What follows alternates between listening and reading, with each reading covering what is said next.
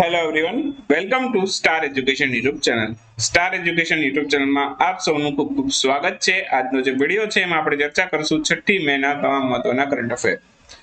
સૌથી પહેલા તો આપણી ટેલિગ્રામ ચેનલને જોઈન કરી લેજો. સ્ટાર એજ્યુકેશનની તમામ ઓફિશિયલ અપડેટ આ ટેલિગ્રામ ચેનલમાં મળતી રહેશે. માત્ર ટેલિગ્રામમાં જઈ સર્ચ કરો સ્ટાર એજ્યુકેશન, આ પ્રકારે તમને આપણી ટેલિગ્રામ ચેનલ મળી જશે.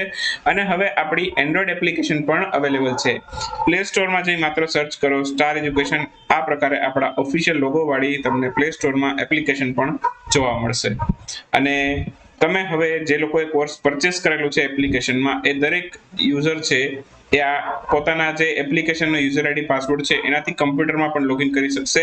કમ્પ્યુટરમાં લોગિન કરવા માટે વિઝિટ કરો વેબસાઇટ આપણી stareducation.net.in. આપણી વેબસાઇટ છે. વેબસાઇટ વિઝિટ કરશો એટલે જે રીતનો એપ્લિકેશનમાં ઇન્ટરફેસ જોવા મળે છે એવો જ તમને કમ્પ્યુટરમાં જોવા મળશે. અને તમે મોટી સ્ક્રીનમાં તમે આ પ્રકારે વિડીયો લેક્ચર જોઈ શકશો. તો જેમને પણ કમ્પ્યુટરમાં જોવાની ઈચ્છા છે એ લોકો કમ્પ્યુટરમાં પણ વિડીયો લેક્ચર્સ જોઈ શકે છે. શરૂ કરીએ આજનો વિડીયો 6ઠી મેના કરંટ અફેર. સૌથી પહેલો ક્વેશ્ચન આજના વિડીયોમાં હાલમાં જ છે આરબીઆઈ દ્વારા નવા રેપો રેટ જાહેર કરવામાં આવેલા છે. અને આ નવો રેપો રેટ છે બરાબર કેટલો રાખવામાં આવેલો છે? તો આરબીઆઈ હમણાં જ નવા દરો જાહેર કરવામાં આવેલા છે આરબીઆઈ દ્વારા. અને આ નવા દરો અંતર્ગત છે જે રેપો રેટ રાખવામાં આવેલો છે, પોલિસી રેપો રેટ, એ 4.4 રાખવામાં આવેલો છે. 4.4 પણ આપી શકે ઓપ્શનમાં, 4.40 પણ આપી શકે તમને ઓપ્શનમાં. તો બંનેમાંથી જે પણ હોય એ તમારો આન્સર થશે. અહીંયા 4.4 આપેલું છે તો આપણો આન્સર શું થશે? Option A 4.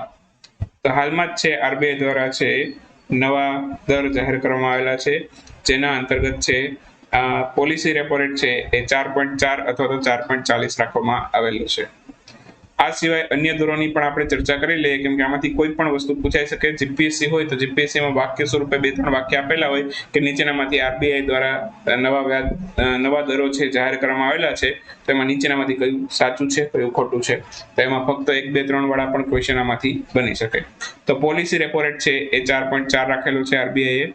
Standing deposit facility છે બરાબર, એ જેને આપણે એસડીએફ તરીકે ઓળખીએ છીએ, એ 4.15 રાખવામાં આવેલી છે. માર્જિનલ સ્ટેન્ડિંગ ફેસિલિટી છે એ 4.65% રાખવામાં આવી છે. માર્જિનલ સ્ટેન્ડિંગ ફેસિલિટી રેટ એ કેટલો રાખવામાં આવેલો છે? 4.65. બેંક રેટ રાખવામાં આવેલો છે એ પણ 4.65 રાખવામાં આવેલો છે. સીઆરઆર જેને કેશ રિઝર્વ રેશિયો કહેવાય, તો એ રાખવામાં આવેલો છે 4.50%. અને એસએલઆર રાખવામાં આવેલો છે 18%. તો આટલા અગત્યના દર છે જે તમારે પરીક્ષા માટે યાદ રાખવામાં આવેલા છે બરાબર. આ બધા દરો ક્યારથી લાગુ થશે બરાબર? આ બધા દર છે બરાબર એ 1 મે થી લાગુ થઈ ગયા છે, અને સીઆરઆર લાગુ થશે 21 મે થી બરાબર. તો આ ખાસ ધ્યાન રાખજો બરાબર. અને આરબીઆઈ છે બરાબર એ દર 2 મહિને બરાબર, દર 2 મહિને છે નવા દરો જાહેર કરતી હોય છે બરાબર. તો આવી રીતે દર 2 મહિને છે આરબીઆઈ દ્વારા નવા દરો જાહેર કરવામાં આવે છે. મોસ્ટ ઓફ છેલ્લા ઘણા ટાઈમથી કોન્સ્ટન્ટ રાખવામાં આવેલા હતા, અને ત્યારબાદ હવે આમાં ચેન્જીસ કરવામાં આવેલા છે.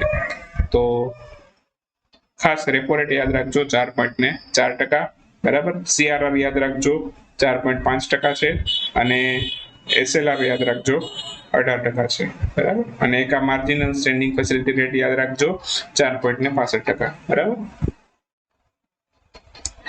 આ ઉપરાંત આરબીઆઈ ની વાત આવી છે તો આરબીઆઈ વિશે પણ થોડીક ચર્ચા કરી લઈએ. આરબીઆઈ છે એની સ્થાપના 1 એપ્રિલ 1935 ના રોજ કરવામાં આવેલી હતી, અને આરબીઆઈ નું મુખ્ય મથક મહારાષ્ટ્રના મુંબઈમાં આવેલું છે. આરબીઆઈ નું પૂરું નામ બધાને આવડે જ તે રિઝર્વ બેંક ઓફ ઇન્ડિયા બરાબર.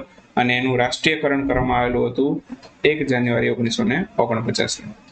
આરબીઆઈ ના અત્યારે જે ગવર્નર છે એ કોણ છે? આરબીઆઈ ના ગવર્નર છે શક્તિકાંત દાસ. અને કેટલામાં નંબરના છે? 25મા નંબરના છે બરાબર. તો આટલા પોઈન્ટ આપણે આરબીઆઈ વિશે આમાંથી યાદ રાખીશું. ચાલો, એના પછીનો ક્વેશ્ચન આપણી સામે આવી ગયો છે. હાલમાં જ વર્લ્ડ પ્રેસ ફ્રીડમ ઇન્ડેક્સ 2022 ની રેન્કિંગ જાહેર થઈ ગઈ છે, વર્લ્ડ પ્રેસ ફ્રીડમ ઇન્ડેક્સની. તો આમાં ભારત કેટલામાં ક્રમ ઉપર છે? તો આ વર્લ્ડ પ્રેસ ફ્રીડમ ઇન્ડેક્સ છે બરાબર, એમાં ભારતનું સ્થાન છે 150 રહ્યું છે. ગયા વર્ષે આપણે 142માં ક્રમ ઉપર હતા, આ વખતે 8 પોઈન્ટ આપણે નીચે જતા રહ્યા છીએ, બરાબર. આ વખતે ભારતનું સ્થાન 150મું છે. કુલ કેટલા દેશો છે આમાં? કુલ 180 દેશોનો સમાવેશ કરવામાં આવેલો છે આ રેન્કિંગની અંદર, જેમાં ભારતનું સ્થાન છે 150મું છે. અચ્છા, આમાં પહેલા ક્રમ ઉપર કોણ છે? નોર્વે પહેલા ક્રમ ઉપર છે. નોર્વે પહેલા ક્રમ પર છે. બીજા ક્રમ પર ડેનમાર્ક છે, અને ડેનમાર્કની અંદર તે હાલમાં જ આપણા પ્રધાનમંત્રી નરેન્દ્રભાઈ મોદી છે, બરાબર, એમણે મુલાકાત લીધેલી હતી, વિદેશ યાત્રાએ ગયેલા હતા ડેનમાર્કની.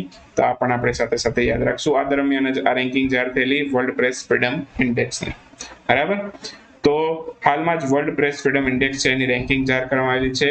ભારત આ વર્ષે 150માં ક્રમ પર છે, ગયા વર્ષે 142માં ક્રમ પર હતું. બીજું એક તો એવું પૂછે, આ વર્લ્ડ પ્રેસ ફ્રીડમ ઇન્ડેક્સ છે એની કેટલામી આવૃત્તિ જાહેર કરવામાં આવેલી? તો 20મી આવૃત્તિ છે. વર્લ્ડ પ્રેસ ફ્રીડમ ઇન્ડેક્સની કેટલામી આવૃત્તિ છે? તો કે 20મી આવૃત્તિ છે. ઓકે.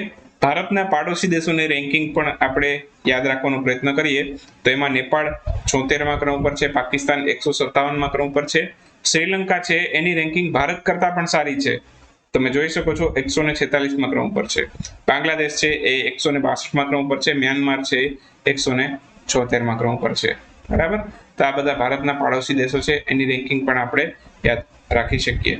બરાબર. પરીક્ષામાં જ્યારે જીપીએસસીમાં પ્રશ્ન પૂછે ને ત્યારે પાડોશી દેશોની રેન્કિંગનું પણ એકાદું સેન્ટેન્સ આવી જાય, તો એના માટે છે આ બધું આપણે યાદ રાખવું પડે, બરાબર. બાકી સૌથી ખરાબ પરફોર્મન્સ આમાં કોનું રહ્યું એવું પણ આપે કદાચ એક વાક્યમાં, તો નોર્થ કોરિયા છે એનું પ્રદર્શન સૌથી ખરાબ છે, 180માં ક્રમ પર છે, બરાબર. ત્યાર પછી વાત કરું તો આ રેન્કિંગ છે, બરાબર, એમાં નોર્વે પહેલા ક્રમે છે, બીજા ક્રમ ઉપર ડેનમાર્ક છે, ત્રીજા ક્રમ ઉપર સ્વીડન છે. બાકી રશિયા યુક્રેનની રેન્કિંગ પણ યાદ રાખીએ. રશિયા છે 155માં ક્રમ પર છે, અને યુક્રેન છે 106માં ક્રમ પર છે. તો રશિયા કરતા આમાં યુક્રેનની રેન્કિંગ છે સારી છે. તો આટલા પોઈન્ટ આપણે આમાંથી યાદ રાખશું વર્લ્ડ પ્રેસ ફ્રીડમ ઇન્ડેક્સમાંથી, બરાબર. જેટલો પણ અગત્યનું છે પરીક્ષામાં જ્યાંથી ક્વેશ્ચન આવી શકે એ તમામ અગત્યના પોઈન્ટ કવર કરવાનો પૂરો પ્રયત્ન છે મારો. ચાલો, એના પછી છે હાલમાં જ છે પ્રધાનમંત્રી નરેન્દ્રભાઈ મોદીએ કયા દેશ ખાતેથી છે સરદાર વલ્લભભાઈ પટેલ છે એમની પ્રતિમાનું અનાવરણ કર્યું હતું? તો પ્રધાનમંત્રી નરેન્દ્રભાઈ મોદી હાલમાં જ છે એમણે કેનેડા ખાતેથી છે આ સરદાર પટેલની પ્રતિમાનું અનાવરણ કરેલું છે. તો ઓપ્શન એ આપણો આન્સર થશે. બાકી એક ક્વેશ્ચન એવો પણ આવે, બરાબર, જીકેના સંદર્ભમાં, કે સ્ટેચ્યુ ઓફ યુનિટી એ સરદાર વલ્લભભાઈ પટેલની પ્રતિમા છે, બરાબર, તો એ કયા રાજ્યમાં છે એવું તો ના પૂછે, કેમ કે આપણે ગુજરાતમાં છીએ તો ખબર જ હોય કે આ ગુજરાતમાં આવેલું છે. કયા જિલ્લામાં છે એવું પૂછે કદાચ, તો નર્મદા જિલ્લાની અંદર આવેલું છે, કેવડિયા ખાતે, બરાબર. અને બાકી એક ક્વેશ્ચન એવો પણ પૂછે કે આ સ્ટેચ્યુ ઓફ યુનિટીની હાઇટ કેટલી છે? તો 182 મીટર. અને અહીંયા જે કેનેડાની અંદર જે મૂર્તિ સરદાર પટેલની જે રાખવામાં આવી છે જોઈ શકો છો, એ આના કરતા તો ઘણી નાની છે, બરાબર. ઊંચાઈ એની 9 ફૂટ છે, અને 4 ફૂટના બેઝ ઉપર એને રાખવામાં આવી છે. 4 ફૂટનો બેઝ એટલે શું? જમીનથી 4 ફૂટની ઊંચાઈએ રાખવામાં આવેલી છે, બરાબર. તો આટલી જે હાઇટ છે એ કેટલી છે? 4 ફૂટ, બરાબર. તો 4 ફૂટનું આખું પેલા એક સ્ટેજ જેવું બનાવે અને ત્યારબાદ એના ઉપર મૂર્તિ રાખે, બરાબર. તો જમીનથી 4 ફૂટની ઊંચાઈ છે, અને મૂર્તિની કુલ ઊંચાઈ કેટલી છે? 9 ફૂટ. તો આખી મૂર્તિની ઊંચાઈ કેટલી છે? 9 ફૂટ. અચ્છા, આમાં તમને વજન પણ પૂછી શકે કે મૂર્તિનું વજન કેટલું છે? તો આશરે 9 ટન જેટલું મૂર્તિનું વજન છે. તો 9 ફૂટ અને 9 ટન વજન અને હાઈટ આરામથી યાદ રહી જાય એવી છે. બેમાં 9નું છે, એકમ યાદ રાખવાના, એકમાં ટન, એકમાં ફૂટ, બરાબર. બાકી કેનેડાની વાત આવી છે તો કેનેડાના જે પ્રધાનમંત્રી છે એમનું નામ છે જસ્ટિન ટ્રુડો. કેનેડાની રાજધાની છે એનું નામ છે ઓટાવા. આ બંને પોઈન્ટ પણ અગત્યના છે, એ પણ આપણે યાદ રાખીશું. ચાલો, બહુ જ અગત્યનો ક્વેશ્ચન આપણી સામે સ્ક્રીન ઉપર આવી ગયો છે. જીપીએસસીમાં પૂછાઈ શકે એવો ક્વેશ્ચન છે. ભારતના સ્વદેશી રીતે નિર્મિત ઇન્ડિજિનિયસ એરક્રાફ્ટ કેરિયર એને ભારતીય નૌસેનામાં સામેલ કરવામાં આવશે. એકચ્યુઅલમાં આ સામેલ થશે આવતા વર્ષે ઓગસ્ટ મહિનાની અંદર. નેક્સ્ટ યર છે ઓગસ્ટ મહિનામાં સામેલ કરવામાં આવશે, એટલે કે 2023નું જ્યારે ઓગસ્ટ મહિનો આવે ત્યારે આને સામેલ કરવામાં આવશે, બરાબર. તો આ જે ઇન્ડિજિનિયસ એરક્રાફ્ટ કેરિયર છે, બરાબર, એને સામેલ કરવા અંગેની જાહેરાત કરી દેવાય છે નૌસેનામાં ક્યારે સામેલ કરવામાં આવશે. અત્યારે એના પરીક્ષણો ચાલુ છે અને મોસ્ટ ઓફ બધા પરીક્ષણમાં સફળ રહ્યું છે. હવે તમારે ખાલી અહીંયા આ ઇન્ડિજિનસ એરક્રાફ્ટ કેરિયર છે એનું નામ કહેવાનું છે.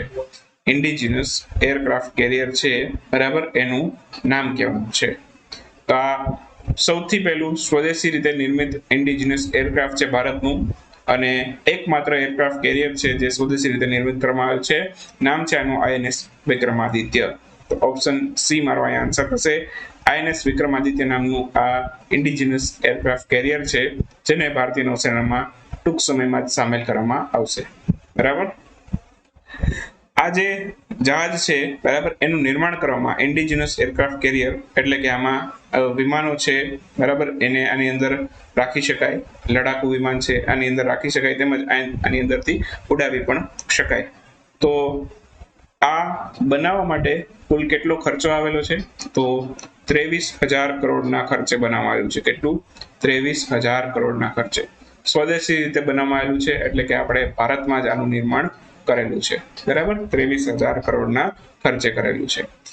અચ્છા, આની અંદર છે કયા કયા જહાજનો ઉપયોગ કરવામાં આવશે યુદ્ધ જહાજની અંદર? તો MiG-29K, પછી ફાઇટર જેટ્સનો ઉપયોગ કરવામાં આવશે. કોમોવ 31 હેલિકોપ્ટરનો ઉપયોગ કરવામાં આવશે. MH-60R મલ્ટી રોલ હેલિકોપ્ટરનો ઉપયોગ કરવામાં આવશે. તો આ બધું જ આની અંદર છે, બરાબર, આ ઉપયોગમાં લઈ શકાશે. બરાબર.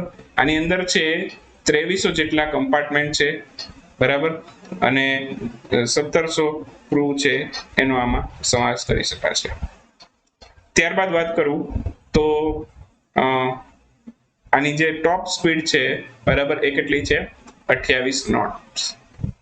28 નોટ આની ટોપ સ્પીડ છે, અને ક્રુઝિંગ સ્પીડ છે 18 નોટ છે. તો આ પણ આપણે યાદ રાખીશું. અને બાકી આની રેન્જ છે 7500 માઇલ, 7500 નોટિકલ માઇલ છે. તો એ પણ આપણે યાદ રાખીશું. દરિયામાં જે અંતર માપવામાં આવે એ કેમાં માપવામાં આવે? નોટિકલ માઇલની અંદર માપવામાં આવે. તો ધેટ્સ વાય અહીંયા નોટિકલ માઇલ એવું તમને યુનિટ જોવા મળે છે. બાકી આ જે એરક્રાફ્ટ કેરિયર છે એના વિશે થોડુંક જાણી લો. ડાયમેન્શન એના કેટલા છે? તો 262 મીટર લાંબુ છે, પછી 62 મીટર પહોળું છે, અને 59 મીટર ઊંચું છે. તો ઊંચાઈ, પછી પહોળાઈ અને લંબાઈ આ બધું તમે જોઈ શકો છો. બરાબર. આ એની લંબાઈ છે, આ એની પહોળાઈ છે, અને આ એની ઊંચાઈ છે. બરાબર. તો આ ખાસ યાદ રાખીશું. બાકી 2009 થી આનું નિર્માણ ચાલી રહ્યું છે, અને હવે નિર્માણ થઈ ગયું છે, પણ હવે એના પરીક્ષણો ચાલી રહ્યા છે. બીજું, આનું નિર્માણ કોણે કરેલું એવું પૂછી શકે તમને પરીક્ષાની અંદર. તો આ ખાસ યાદ રાખજો. આનું નિર્માણ કોણ કરે છે? Cochin shipyard limited. કોણ કરી રહ્યું છે આનું નિર્માણ? Cochin shipyard limited. તો આ પણ આપણે ખાસ યાદ રાખશું. બરાબર. ત્યાર પછી આ ભારતનું INS વિક્રમાદિત્ય છે, ભારતનું એકમાત્ર એરક્રાફ્ટ કેરિયર છે. તો અગાઉ પણ આપણે વાત થઈ. ચાલો, એના પછીનો બહુ જ અગત્યનો ક્વેશ્ચન છે આ પણ. ડિફેન્ડર યુરોપ 2022 અને સ્વિફ્ટ રિસ્પોન્સ 2022 આ બંને અભ્યાસ છે એની શરૂઆત કયા દેશમાં કરવામાં આવી છે? આ બંને યુદ્ધ અભ્યાસ છે એની શરૂઆત થઈ ગઈ છે, અને આ યુદ્ધ અભ્યાસ છે નાટો દ્વારા કરવામાં આવેલા છે. કોના દ્વારા કરવામાં આવેલા છે? નાટો દ્વારા. બરાબર. નાટોનું પૂરું નામ શું થાય? North Atlantic Treaty Organization. આ નાટોનું પૂરું નામ છે. બરાબર. અને આની શરૂઆત થઈ છે આ યુદ્ધ અભ્યાસની પોલેન્ડમાં. કુલ 8 દેશોની અંદર છે આનું આયોજન થશે. શરૂઆત પોલેન્ડ થી કરવામાં આવે છે. તો અહીંયા પ્રશ્ન એમ જ પૂછ્યો છે કે આ યુદ્ધ અભ્યાસની શરૂઆત ક્યાંથી કરવામાં છે? બરાબર. કુલ કેટલા દેશોમાં આયોજન થશે એવું પૂછે તો 8. તો આ ડિફેન્ડર યુરોપ 2022 અને સ્વિફ્ટ રિસ્પોન્સ 2022 આ બંને યુદ્ધ અભ્યાસ છે એનું આયોજન નાટો દ્વારા કરવામાં આવ્યું છે. નાટોનું પૂરું નામ તમારી સામે રાખેલું છે, North Atlantic Treaty Organization. Spelling સાથે યાદ રાખવું. 1 મે થી લઈને 27 મે દરમિયાન અભ્યાસ ચાલશે, અને શરૂઆત આની પોલેન્ડ થી કરવામાં આવી છે. કુલ 8 દેશોમાં આનું આયોજન થશે. યુદ્ધ અભ્યાસમાં 20 થી વધુ દેશો છે એમાં ભાગ લેશે. ચાલો, એના પછી છે ઇન્ટરનેશનલ મિડવાઇફ્સ ડે. એની ઉજવણી ક્યારે કરવામાં આવે છે? તો હાલમાં જ ઇન્ટરનેશનલ મિડવાઇફ્સ ડે 5મી મે ગઈકાલે ગયેલો. તો ઓપ્શન એ આપણો આન્સર થશે. તો હાલમાં જ ઇન્ટરનેશનલ મિડવાઇફ્સ ડે છે, બરાબર, એની ઉજવણી 5મી મેના રોજ કરવામાં આવેલી છે. જ્યારે કોઈ મહિલા છે બાળકને જન્મ આપે છે, તો ત્યારે એ સમયે જ્યારે દવાખાનામાં દાખલ હોય ત્યારે એમની સારવાર માટે જે નર્સ હોય એને મિડવાઇફ તરીકે ઓળખવામાં આવે છે. બરાબર. તો આ પણ યાદ રાખજો. મિડવાઇફ કોને કહેવાય ઘણાને ખબર ના હોય. તો ડિલિવરી સમયે જે નર્સ હોય બરાબર એને શું કહેવાય? મિડવાઇફ્સ કહેવાય. અને WHO દ્વારા આની ઉજવણી કરવામાં આવે છે ઇન્ટરનેશનલ મિડવાઇફ્સ ડેની. ક્યારે કરવામાં આવે છે? 5મી મેના રોજ. બરાબર. બાકી એક વસ્તુ એ પણ યાદ રાખજો, WHO એ છે 2020નું જે વર્ષ છે 2020નું જે વર્ષ છે એને year of nurses and midwives તરીકે ઉજવવાનું જાહેર કર્યું. બરાબર. Year of nurses and midwives નું વર્ષ WHO એ ક્યારે ઉજવેલું? 2020માં. બરાબર. અને બાકી 1991 ની અંદર છે આ દિવસ સૌથી પહેલી વખત ઉજવવામાં આવેલો છે 1991માં. તો આ ખાસ યાદ રાખીશું. ચાલો એના પછી હવે આપણા ક્વિક ન્યૂઝ ઉપર ચર્ચા કરીએ. તો શરૂ કરીએ હવે ક્વિક ન્યૂઝ. આપણા સૌથી પહેલો ક્વેશ્ચન આજના ક્વિક ન્યૂઝમાં, હાલમાં જ ભારતની 100મી યુનિકોર્ન કંપની કઈ બની છે, અથવા તો 100મું યુનિકોર્ન સ્ટાર્ટઅપ કઈ બન્યું છે? 100મી યુનિકોર્ન કંપની પૂછે અથવા તો 100મું યુનિકોર્ન સ્ટાર્ટઅપ પૂછે તો એ કયું બન્યું છે? તો કે neo bank open. Neo bank open છે ભારતનું 100મું યુનિકોર્ન બન્યું છે. બીજો એક ક્વેશ્ચન તમને એ થાય કે આ યુનિકોર્ન કંપની એટલે શું? કોઈ કંપની છે એને યુનિકોર્ન નું સ્ટેટસ ક્યારે મળે? તો જ્યારે કોઈ કંપની છે એનું માર્કેટ કેપિટલાઇઝેશન છે $1 બિલિયન નો આંકડો પાર કરે, બરાબર, ત્યારે એને યુનિકોર્ન કંપની કહેવાય. હાલમાં જ છે 35મી સ્પેનિશ લીગનું ટાઇટલ કોણે જીતેલું છે? રિયલ મેડ્રિડે છે 35મી જે સિનિયર લીગ છે એનું ટાઇટલ જીતેલું છે. અને આજે છે એ ફૂટબોલની રમત છે, બરાબર. સ્પેનિશ લીગ છે, બરાબર, એ ફૂટબોલની રમત છે. તો એ પણ આપણે યાદ રાખીશું. તાજેતરમાં પ્રધાનમંત્રીના સલાહકાર તરીકે કોની નિયુક્તિ કરવામાં આવી છે? તો હાલમાં જ પ્રધાનમંત્રીના નવા સલાહકાર બન્યા છે તરુણ કપૂર. તરુણ કપૂર છે એને પ્રધાનમંત્રીના સલાહકાર તરીકે નિયુક્ત કરવામાં આવેલ છે. અને તેઓ ભૂતપૂર્વ પેટ્રોલિયમ સચિવ પણ હતા અને 1987 બેચના IAS અધિકારી પણ છે. ચલો એના પછીનો ક્વેશ્ચન બહુ જ અગત્યનો છે. મુખ્યમંત્રી મિતાન યોજના છે, આ કયા રાજ્યની સરકારે આ યોજના શરૂ કરી છે? મુખ્યમંત્રી મિતાન યોજના શરૂ કરવામાં આવી છે છત્તીસગઢની સરકાર દ્વારા. તો આન્સર આવશે છત્તીસગઢ. છત્તીસગઢના જે મુખ્યમંત્રી છે કોણ છે? ભૂપેશ બાગેલ છે છત્તીસગઢના મુખ્યમંત્રી છે. અને બાકી છત્તીસગઢના આપણે રાજ્યપાલ છે ઘણા સમયથી ચર્ચા નથી કરેલા, તો છત્તીસગઢ છે એના રાજ્યપાલ પણ આપણે યાદ રાખીશું. છત્તીસગઢના રાજ્યપાલ કોણ છે? અનુસુઈયા ઉઇકે.